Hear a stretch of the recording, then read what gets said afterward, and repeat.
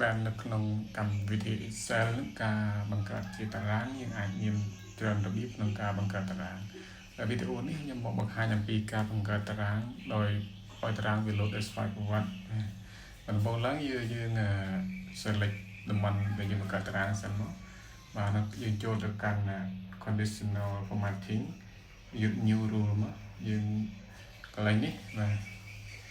យើងយក use formula ណាយើងប្រើប្រាស់រូបមន្តហើយរូបមន្តគឺយើងវាយចូលកន្លែងនេះបាទយើងវាយស្មើបាទដុល្លារ A2 ហើយបើកសញ្ញាតូចសញ្ញាធំមកសញ្ញាពេញកណ្ដុរមកបាទបន្ទាប់មកយើងចូលទៅកាន់ format ណាកន្លែង format នេះយើងក្នុង tab border នេះយើងអាចរើសថាបាទ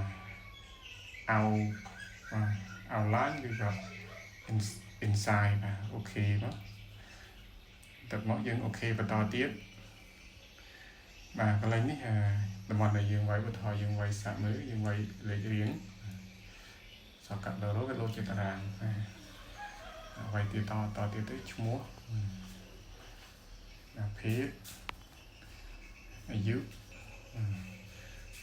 និងលេខទូរស័ព្ទហើយសម្រាប់លេខរៀងឧទាហរណ៍យើងដាក់លេខរៀងលេខ1បាទលេខ1នៅកន្លែងនេះបាទដាក់មកលេខ1លោតតារាងបាទលេខ2ក៏វាលោតតារាងធម្មតាទៀតបាទយើងអាចអូបន្តរហូតដល់លេខរៀងដែលយើងចង់បានក៏តារាងវាលោតទៅតាមមុខដូចគ្នាអញ្ចឹងវិធីបង្កើតតារាងមានច្រើនប្រភេទបាទយើងមានការបង្កើតដោយ select ទៅលើ insert border insert table ឬក៏បានដែរអានេះគឺវិធីមួយទៀតក្នុងការបង្កើតតារាងសូមអរគុណ